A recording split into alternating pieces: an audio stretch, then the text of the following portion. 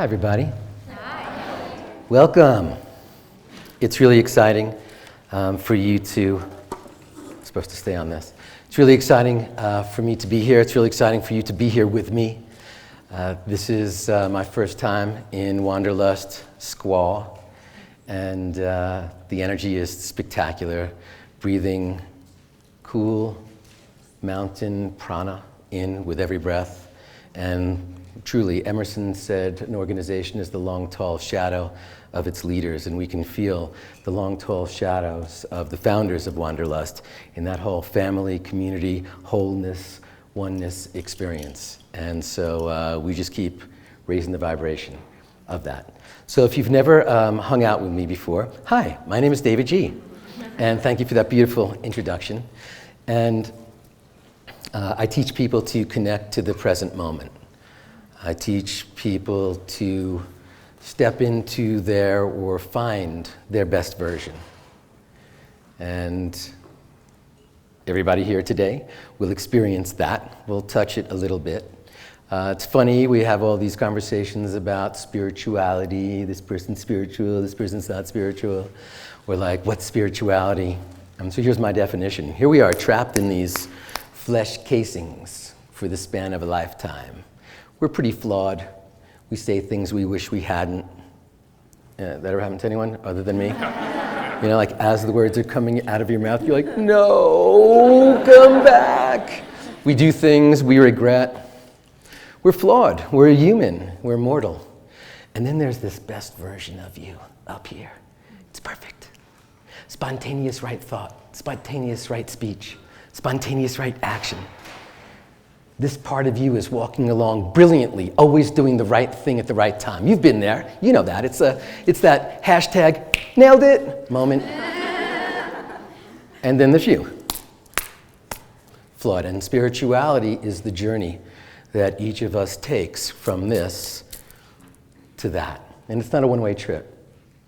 It's a two-way trip. So once we touch our best version, once we connect to that most divine aspect of who we are, we take a thimble of it, a tweezer full of it, an eyedropper full of it back, and then we live that. And that's how we grow. That's how we learn. That's the difference between change and transformation.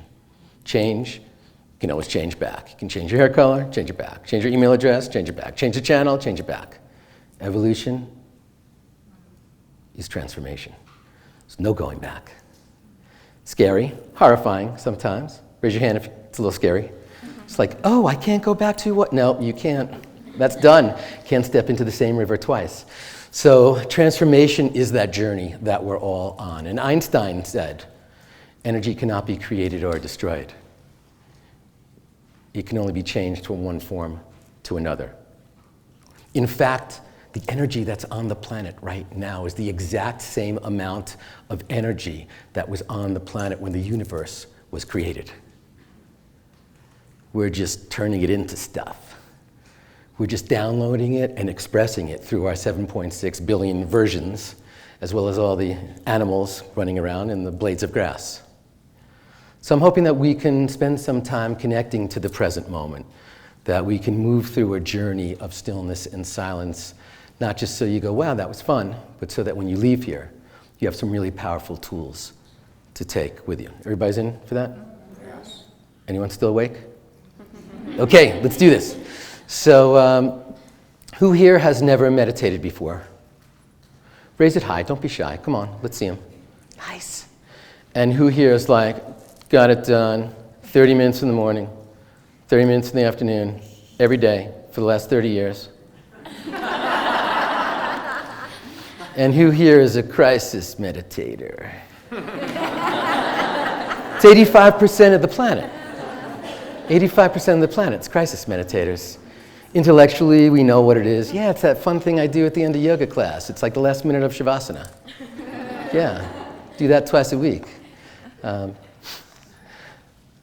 we don't really meditate on a consistent basis, on a proactive basis. And then crisis hits and we're like, and then we meditate for like 2 or 3 days in a row, and then it goes away, and we're like, who's more amazing than me?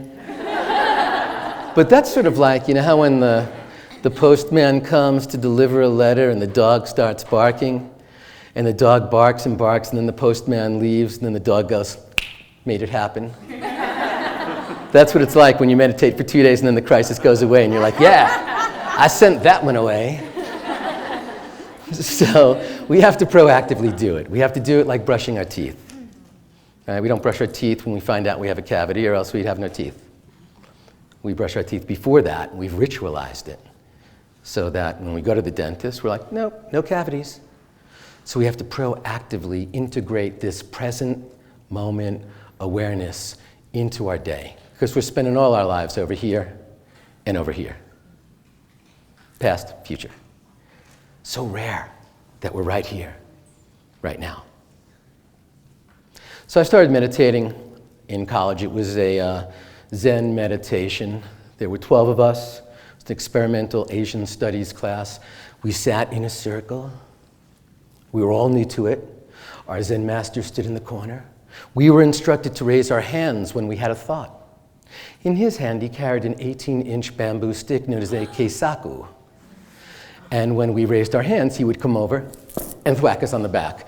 So I only lasted in that school of meditation a couple of weeks. Found myself lying to my Zen master.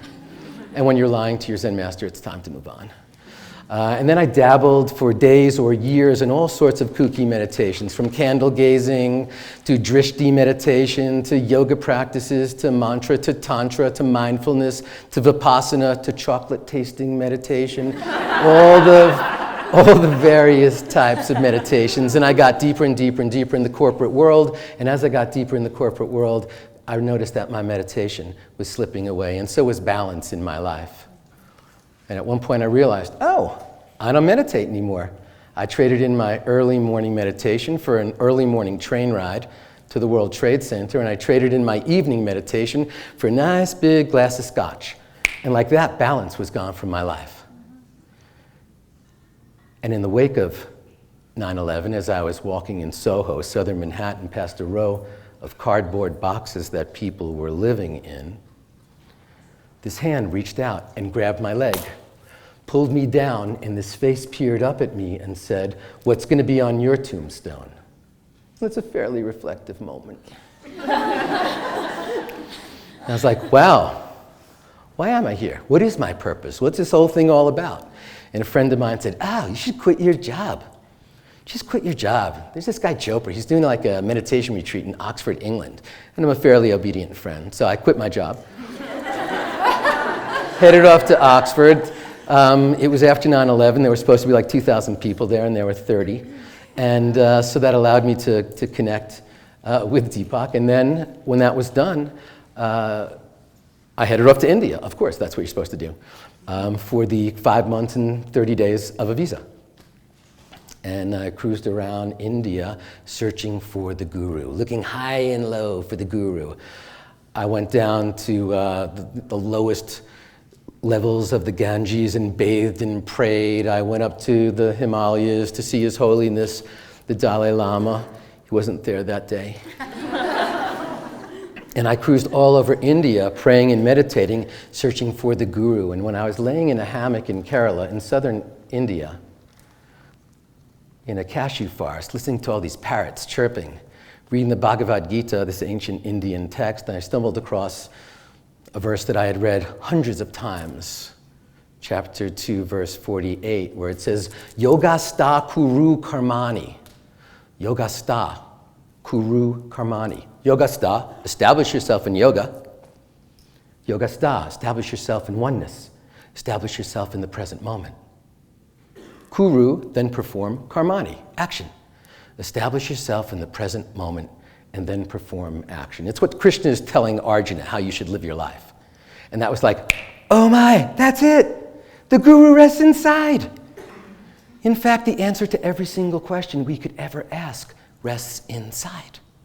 We just have to be able to quiet our mind enough to hear the fluctuations of the divine coming into your heart.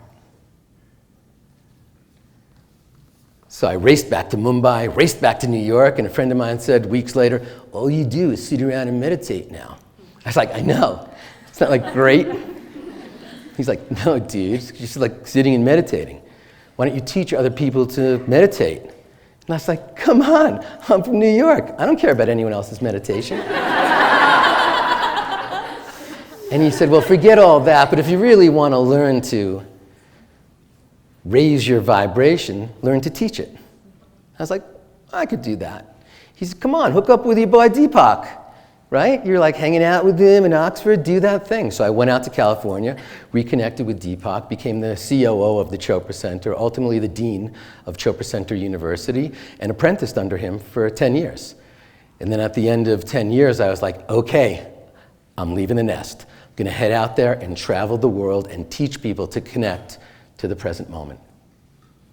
And so that brings me to here.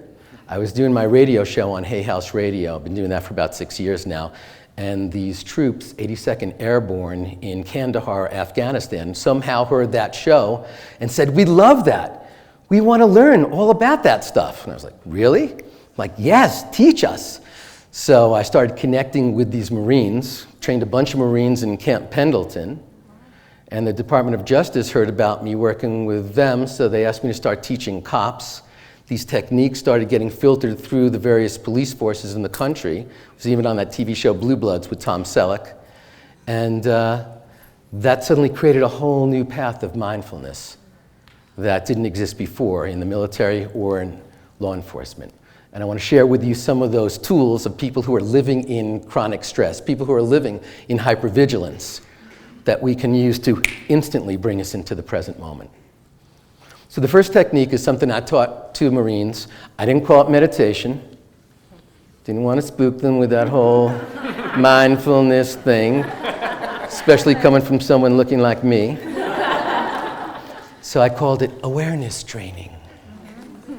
They're like, yeah, bring it on. So it works like this.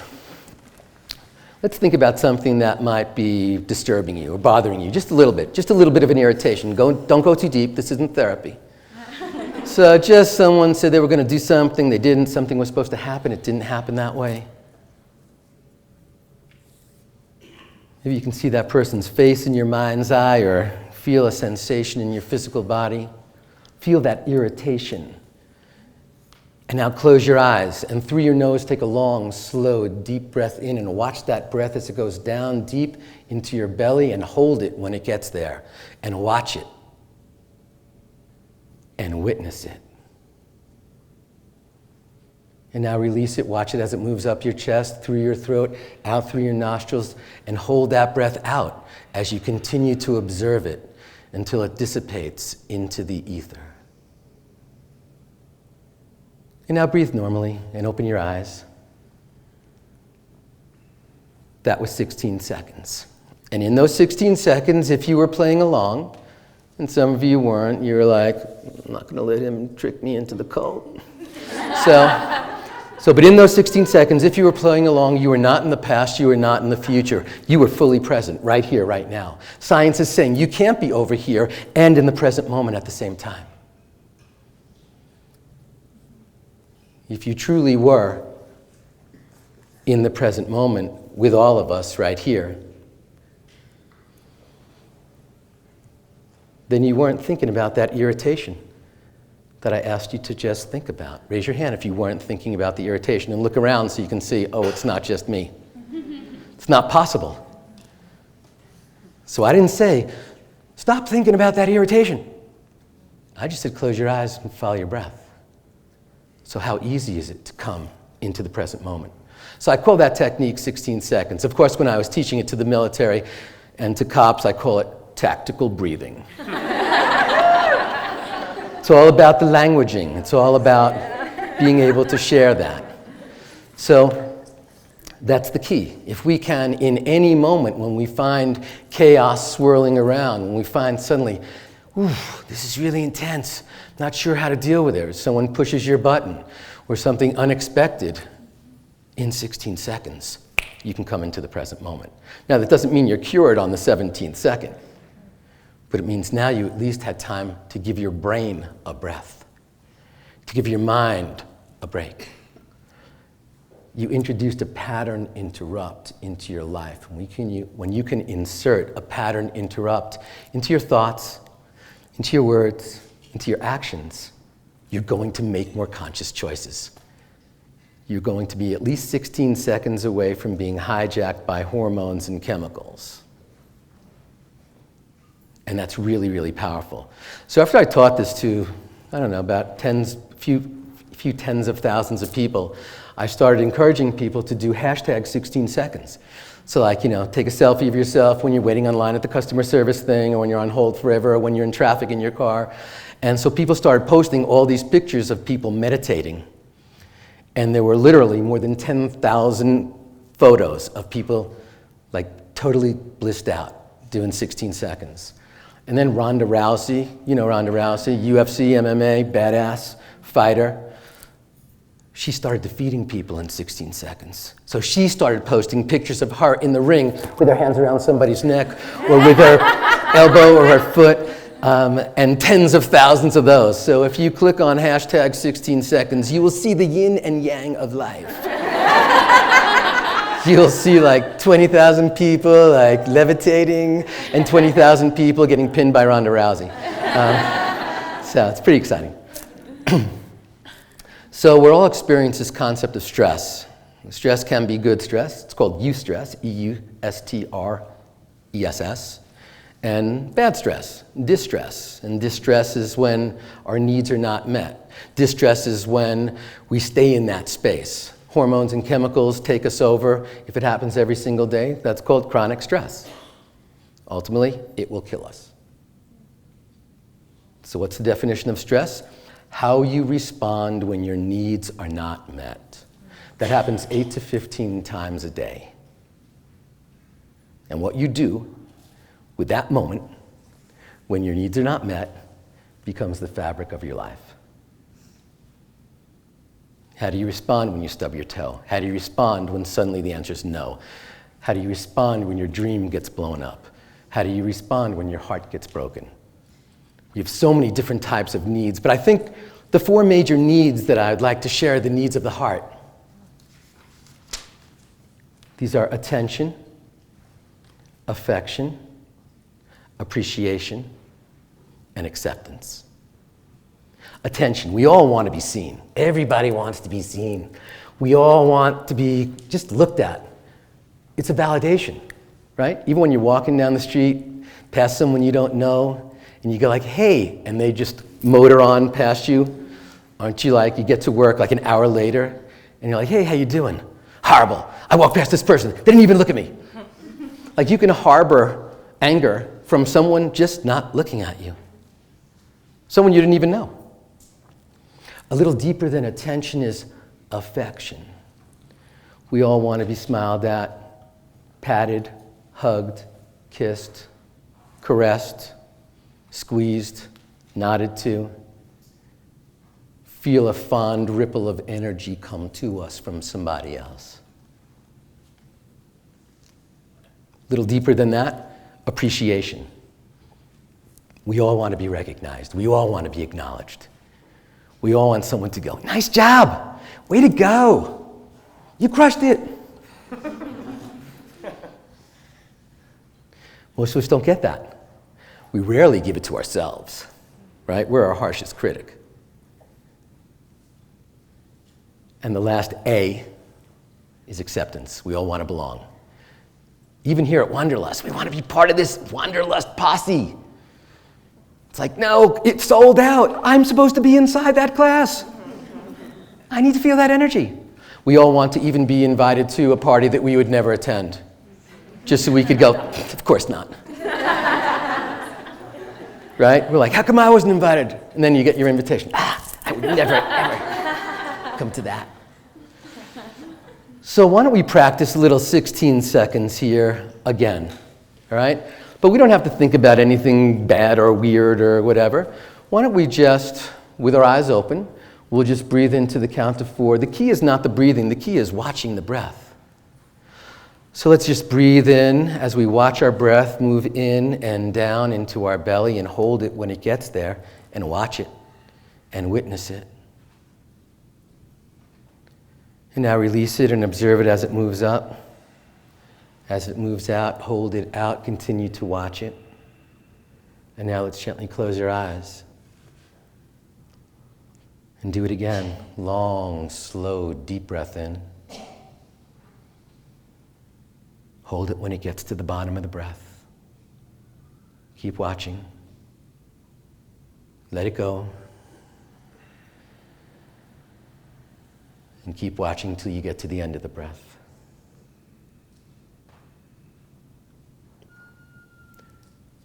And very gently open your eyes and breathe normally. So there's nowhere you can't do this. You have to feel a little more relaxed than you did 17 seconds ago. And so if you do it 4 times, it's a minute. If you do it 20 times, it's 5 minutes. So you can have a practice there. When I first started teaching people in the military to tactically breathe, we did it for 16 seconds a day. And I would drive up there, we'd meditate for 16 seconds, I'd go home. We're like, yeah. The next week I'd come back and we added a minute to it. We meditated for 1:16. That was the meditation. Did that for 7 days. Next week, 2 minutes. Next week, 3 minutes. So by the time they got halfway through the year, these are Marines who have a 25-minute and 16-second practice. And it was so incremental, they're still meditating today. And the reason we stopped meditating is, we're too busy, don't have time, not even doing it right. Where's the Dalai Lama? How come the Buddha hasn't arrived? Where's my aha moment? I'm just making lists about the supermarket. Just making lists of all the various wanderlusts over the course of the year that I'm going to be going to. That's okay. That's like a mala bead. Just keep flipping that bead over and over. So let's do another technique because you seem a little relaxed, so we can go a little deeper. Again, the reason we close our eyes is so that it takes away all the movement and distraction. And of course, you could keep your eyes open, but then you'd have all the movement and distraction. We're always trying to make it the lowest barrier to entry, the easiest way. Of course, if you're driving, do not close your eyes. But otherwise, absolutely. So let's do this other type of meditation. It's an ancient meditation form. We'll close our eyes and start breathing.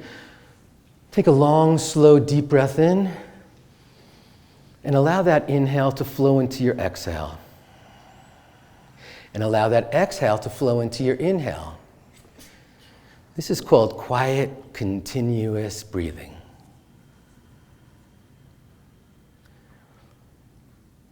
If you can hear yourself, you're breathing too fast. So let's see how quiet we can make it and continuous we can do it.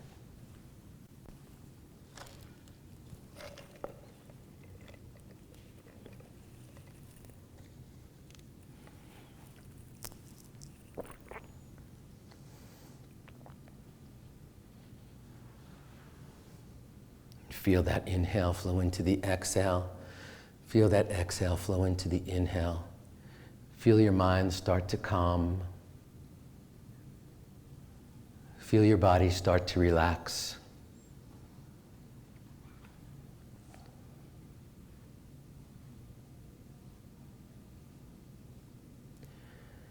And now paint a ribbon of breath in the shape of an infinity sign. Laying on its side, watch your breath, quiet and continuous, seamless, flow through the infinity sign. And if you drift away to thoughts, to physical sensations, to sounds in the environment, that's okay. As soon as you realize, ever so gently, drift back to the infinity sign. And stay in this space for a few moments.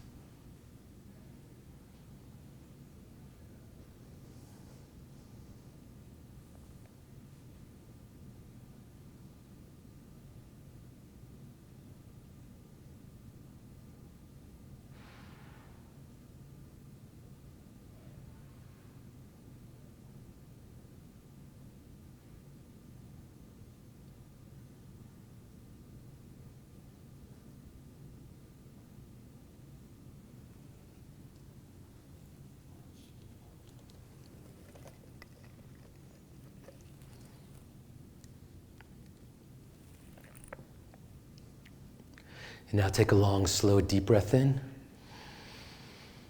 And gently let that go. And when it feels comfortable, you can slowly open your eyes. How'd that feel? Nice, right? So that's infinity breath.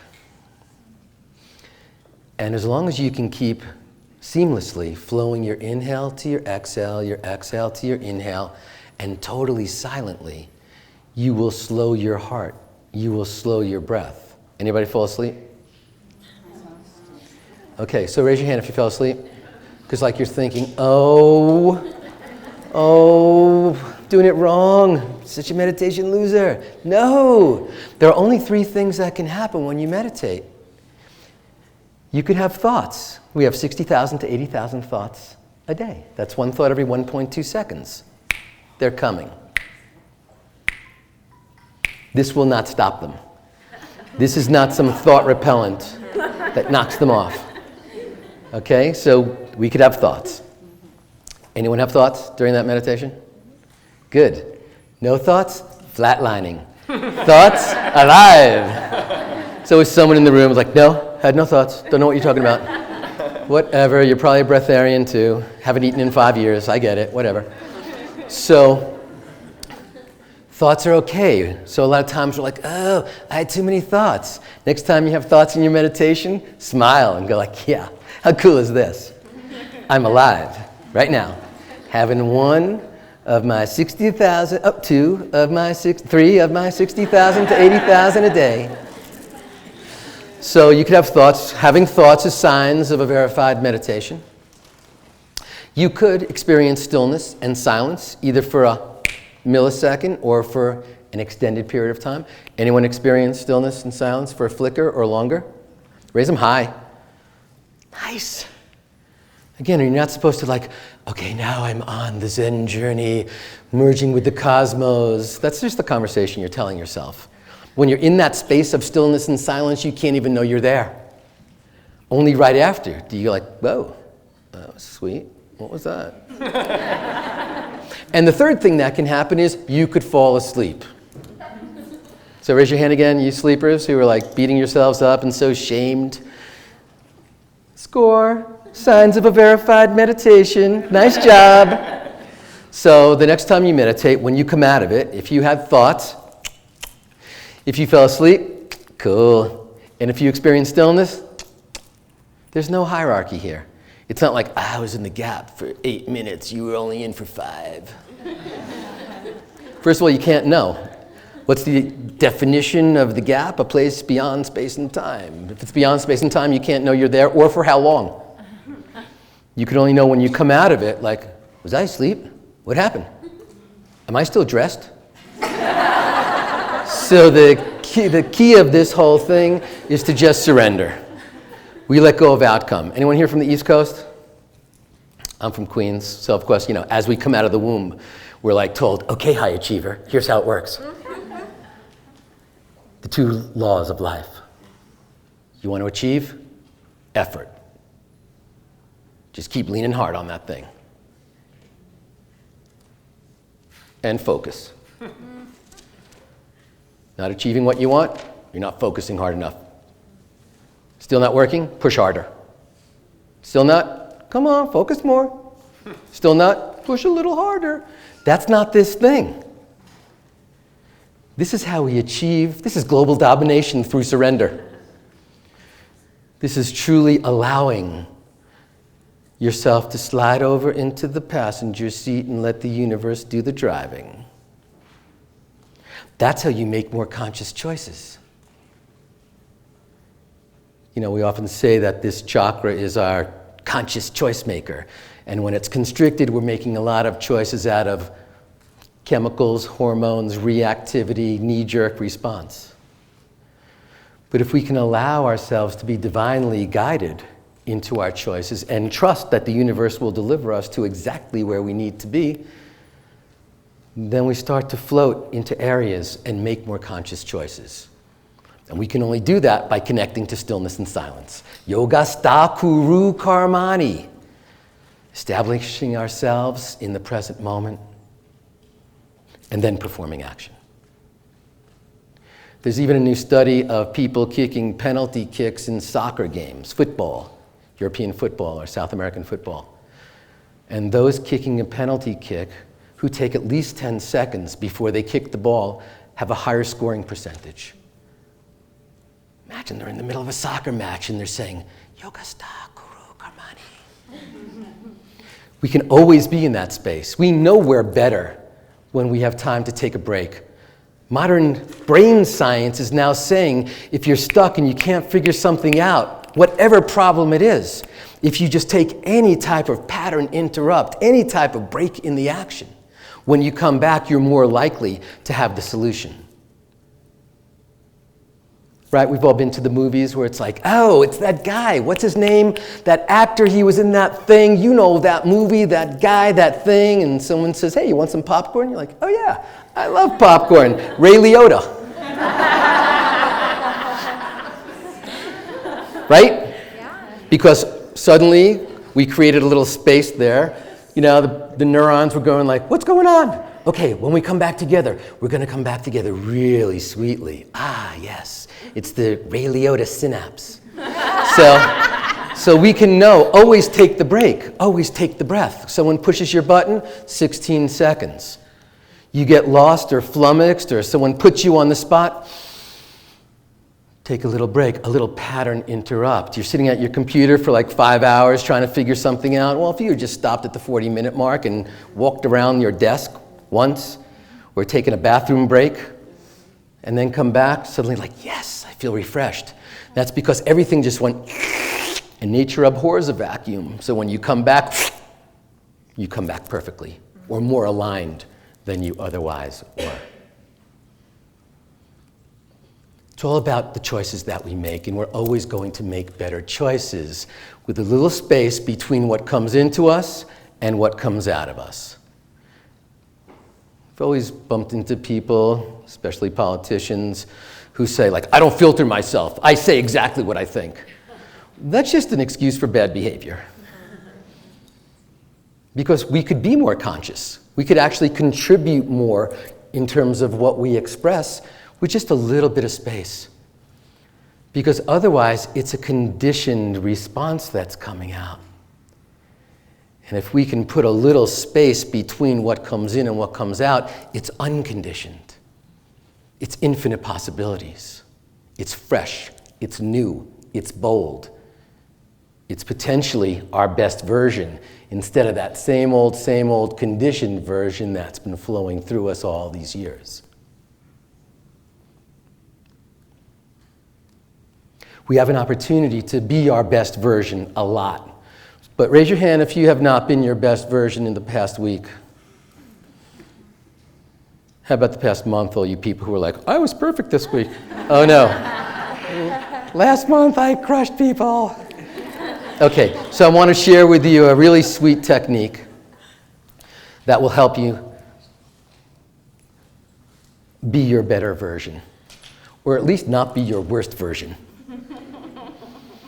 A lot of times we think, oh no, I didn't bark at that person, I just hung up on them. Like, oh, that's much better. You know, you didn't even get the chance to have like a catharsis. Remember in the old days, you could hang up the phone like this? And now it's like this. Thank you. So it's like, how fulfilling could this be?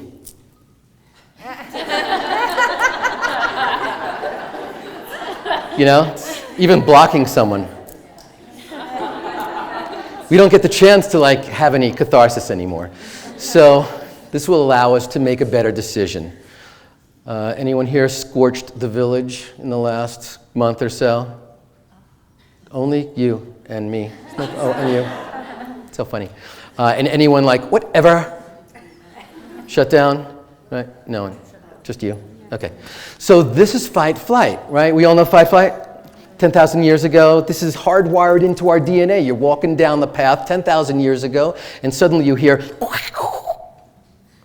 that's a saber-toothed tiger, obviously. That can't be disproven. So you're walking down the path and you hear that, and instantly within 5 seconds, here's what happens. You start to perspire. Why is that? Because your body, your autonomic nervous system, your mind-body knows, we're probably going to overheat here. And the only way you know how to proactively tamp that down is to perspire in advance. So you start sweating instantly upon sensing a threat, before you even know what the threat is. Then you start breathing more quickly, and that makes your blood flow a little more quickly, and then your heart beats more quickly, and then your mind-body says, okay, there's some stuff that's running right now in our system that's not really critical. So let's shut down our sex hormone. We don't need to be thinking about sex right now, okay? Okay, cool. What else? I know, how about our growth hormone? We don't need to be thinking about wrinkles in skin and lustrous hair and our nails. Let's shut down our growth hormone. And we don't really need to be thinking about fighting germs since you'll probably be dead in 5 seconds. So let's shut down the immune system. Okay, now let's surge the body with adrenaline, cortisol, and glucagon. So we're like, and let's fight that thing or run away. But then your autonomic nervous system does the coolest thing in the world. This is unbelievable. It starts to make the platelets that flow through the plasma, your blood, become plump and sticky because your mind-body knows you could get cut, so you start to clot in advance. And now you're set. Except not a lot of saber-toothed tigers in Squaw. Mountain lions maybe, but not saber-toothed tigers. And so we're not facing mortal threats on a daily basis. Instead, we're facing someone not meeting our needs. So we're using emotional fight-flight. We're getting aggressive, leaning into people, barking at them, pointing at them, scorching the village. Or we're like, whatever, talk to the hand. And we're shutting down, diving it into us. But only 8 to 15 times a day. And the exact same chemical and hormonal things are happening to us. How many times do you think you can suppress your immune system a day until you're diagnosed with some type of immunodeficiency? How many times do you think you can plump up your blood and make it nice and thick and coagulated until you have some type of cardiac episode? How many times do you think you can surge your body with glucagon, which is the equivalent of eating 5 Snickers bars at once, before you're diagnosed with some type of sugar issue? So it really is important, those 8 to 15 times a day. How are we responding to our needs not being met? And so here's a technique to at least eliminate 1 or 2 of these over the course of the day. I call it reaching for soda. And it's based on the fact that you recognize that you're just about to launch into one of those modes, not your best version. Say that thing you wish you hadn't. And just so you know, at your funeral, no one's going to get up and say, and she was right so often. It's not happening. Right? That won't be one of the lines. There may be a whole bunch of other things. And they won't say this, remember how she taught us all those lessons? So let's give that thing up. The lesson teaching and being right or insisting on being right. That could just go.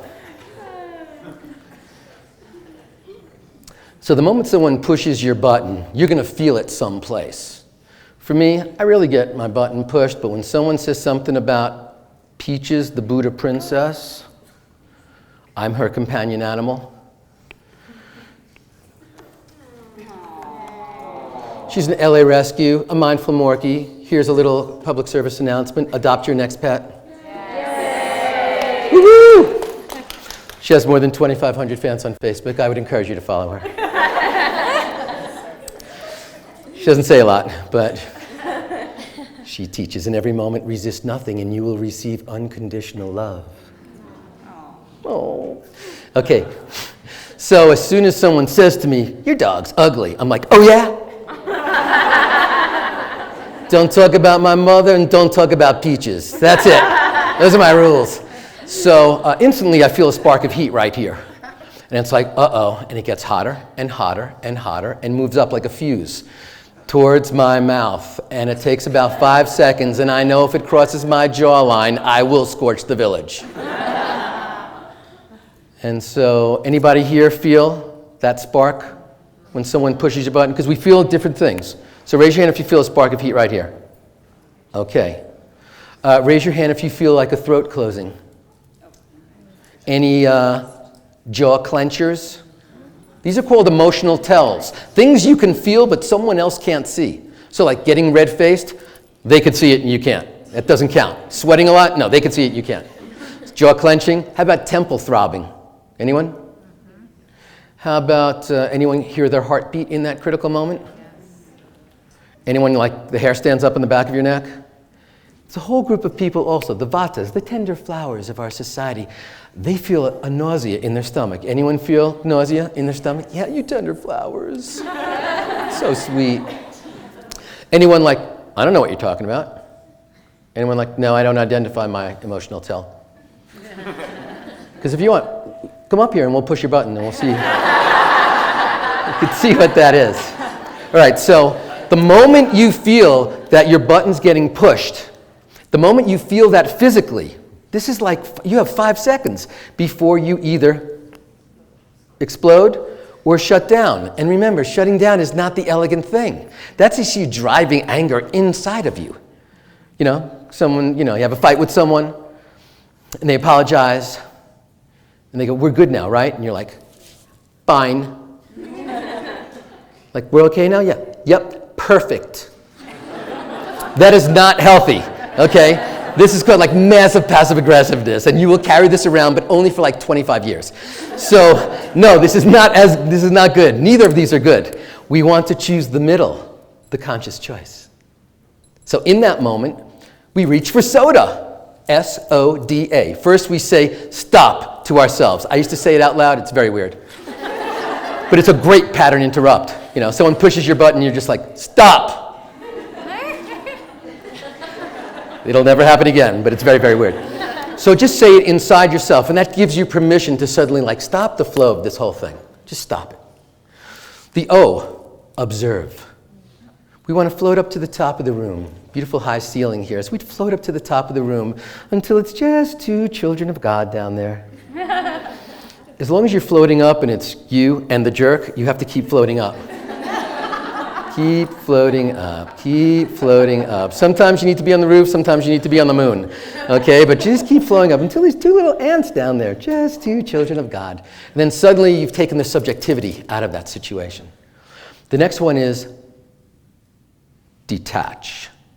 We need to put some physical space between us and the irritation. So if you're on the phone, if you're looking at an email or a text on your device, if you're sitting at your desk, roll back. If you're face-to-face with somebody, just rock back on your heel a little bit, just an inch or 2. If you're sitting at the table, just an inch or 2. Bless you. If you're at a meeting of some sort, you just need to lean back. No one will really go, oh, leaning back. You're detaching. You're at the D of soda. They're not. They're not even going to notice. They're worrying about themselves. They're like, do I look okay? So they're not worried about you. So, but we also need to put some energetic space between us and the irritant.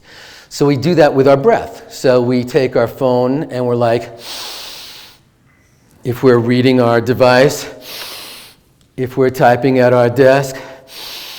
Now, of course, if we're face-to-face with someone, we're not going, because again, it's just weird. That's where quiet, continuous breathing comes in. You learned that technique just a few minutes ago. So we just rock back on our heel as we quietly, continuously breathe in.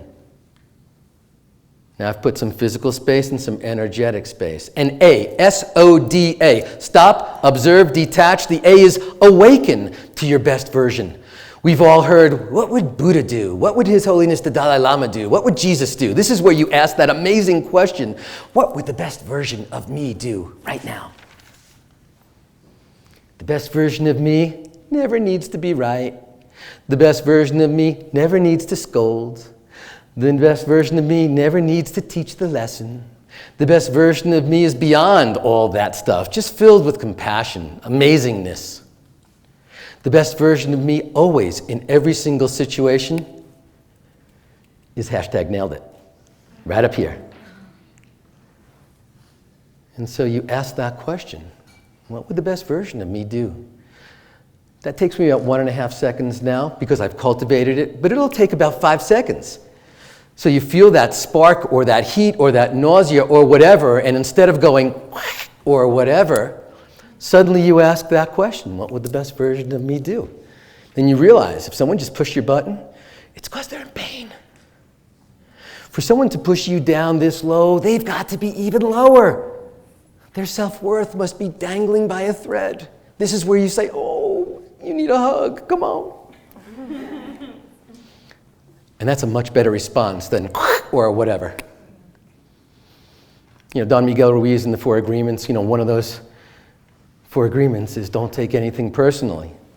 And he explains that by saying, well, the other person's in their dream and you're in your dream. So how can you let someone in a dream impact you in your dream? We would never even go there. Just let it go. You could even say that to someone when they push the button. You could say, you're in your dream and I'm in mine. Listen, everyone already knows you're cooked out. Okay, you're not suddenly gonna they're not suddenly gonna go, you're crazy, I'm getting out of here. They already know. You're just expressing it at a higher level now, raising the vibration of the whole thing. So I would suggest that you practice reaching for soda. Stop, observe, detach, awaken.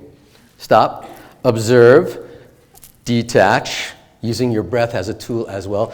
And ask that question, what would the best version of me do? So many times we think, I need to teach a lesson here. It never feels as good an hour later. You thought you needed to.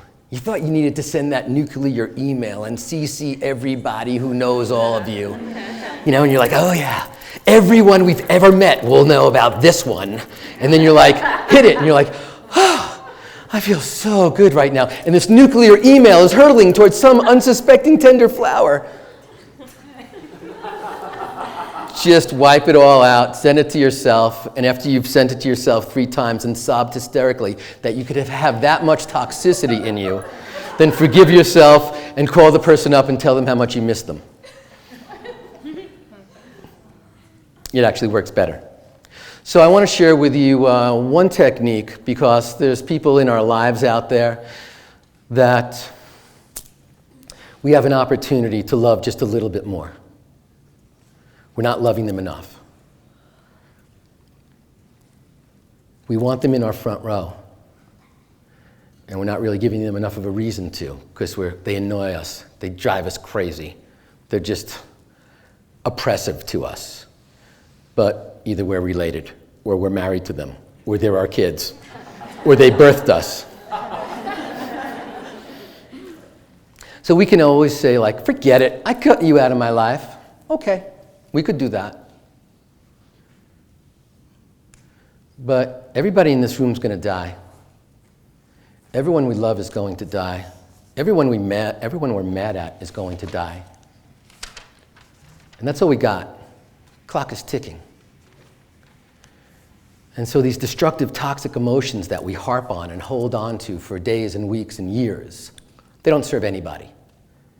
It's the power of your ripple to flow love. And I don't just mean woo-woo love, but true connection, true heart. And so about 15 years ago, one of my dear mentors, Dr. David Simon, he said that one of his patients came in and said to him that she'd come in and said, listen, I don't know what to do. I've been married for 40 years.